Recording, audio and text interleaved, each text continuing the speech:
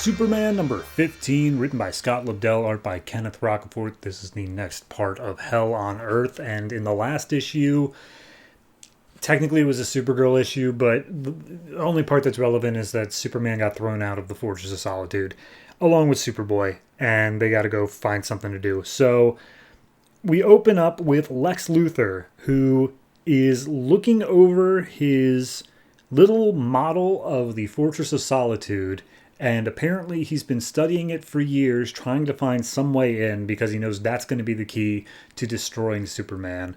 And all of a sudden, he stops and he's like, I have visitors. And we see outside is Superman and Superboy being blasted by the American military. And they're coming down and landing on the secure military base. And basically they're told, like, hey, Superman, if you come any closer, it'll be an act of war. And Superman's like, dude, shut up. I am so not in the mood today. I just need to talk to your prisoner inside. And we see it's this big, like, crystal gem looking place in the middle of the desert. And Superboy's like, I'm sorry, did you say prisoner? Singular? This whole place is built to store only one guy? And Superman's like, yeah, shut up, kid. Okay, Mr. General Guy. I gotta get in there. The world, the universe itself is in danger. And the general's like, this is why people don't like you, Superman. You got all that power and you're just bullying other people. And he's like, okay, whatever. I do need to get in, though. And the general's like, fine, whatever. You got 10 minutes. Fine, whatever. So he just walks in with Superboy. We see Lex is brushing his teeth, taking a shave. And it's just like, oh, boy, I sure hope Superman remembers me. And turns out, this is a prison that is built specifically to contain Lex Luthor. And they make their way to this big door that it's for some reason they realize it's going to hurt, but like they don't explain why. They just say it's a big door. So at that point, Superboy's like, hey, real quick, Superman, because we're going into this prison. Am I your prisoner? It feels like I'm not allowed to leave. And Superman's like, that's because you're wearing my clothes. I'm not going to let you take off with my battle armor. And the clothes are currently keeping you all in one piece. So, like, yeah, you're not a prisoner, but you're a person of interest. So they make their way inside, and there's a bunch more guards, but apparently they're all holograms. And the air is apparently 83% ammonium nitrate. So, like, everybody would die inside unless you're in the cells in the middle. So, anyway, they make their way down some hallways, and turns out that this prison was created by Lex Luthor to contain Lex Luthor. And it was only created because Superman basically taunted Lex and was like, hey, I bet you can't make a prison even you can't get out of. And Lex is like, shut up, I totally can. So he did. We see as they're making their way down some hallways, the floor reacts like it's some antibodies, and it's finding the weak points of Superboy as soon as he steps on the ground, because they're just kind of floating their way down there otherwise. Immediately they take care of it. It's not even a problem. And then Superman's like, yeah, okay, here's the thing.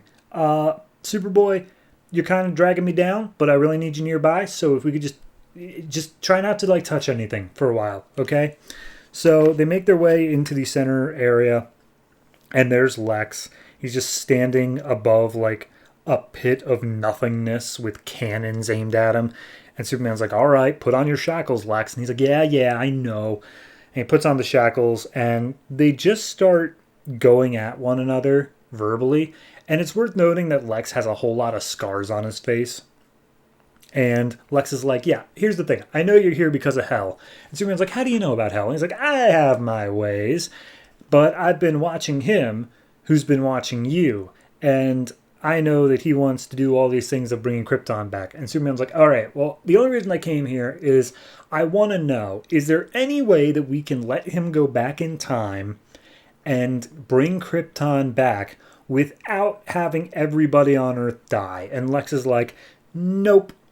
And he says that he'll help him, he'll explain more, but he wants to talk to Superboy first.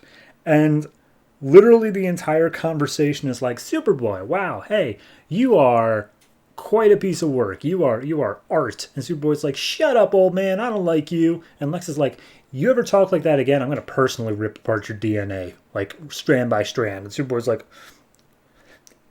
fine, you suck. So Lex explains that they got all the energy they needed from the bottle city of Kandor in order to go back in time, but in order to shield a ship that can sustain doing that, they would have to literally destroy the entirety of the solar system.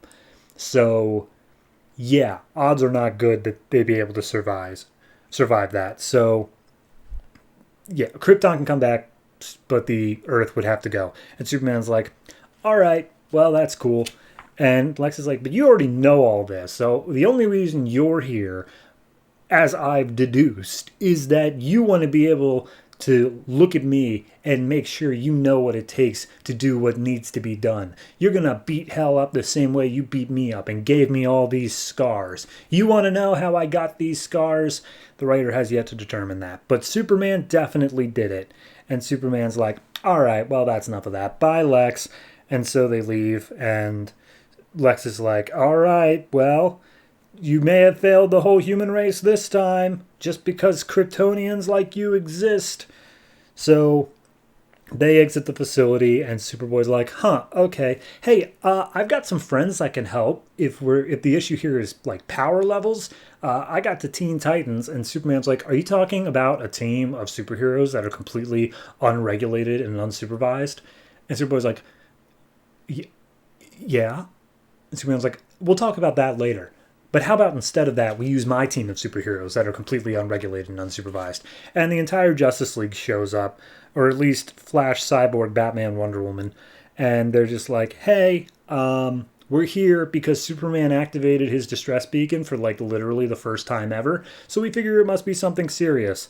Also, they have a whole thing about how he really wants to just run up to Wonder Woman and give her a whole bunch of kisses. But anyway, they say, all right, Superman, why'd you call? And Superman's like, we probably got like half an hour until Hell on Earth ends, and he's going to destroy the entire solar system, so we got to head out like now. And they're like, all right, cool. And they just start going up to, I assume, the Fortress of Solitude again. It was a fine enough structured issue. It was kind of just a pacer where it's like, all right, we need Superman to team up with Justice League, and also we need to explain why it is the Earth has to die for Krypton to live, because they, over the course of what has been now like 6-7 issues in this event, they still haven't really said that.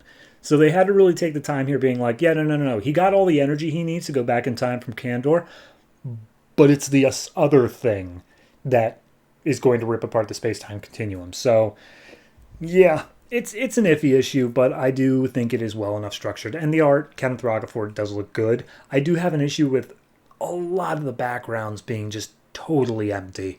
Like, it's just whatever figure they're looking at, whatever person is in panel, looks great, but then there's nothing. There's no detail behind that. And I don't know, it strikes me as a bit lazy after a little bit. But it's a fine enough issue. I'm going to give it a 6. And Hell on Earth continues. There's not much more to say about that.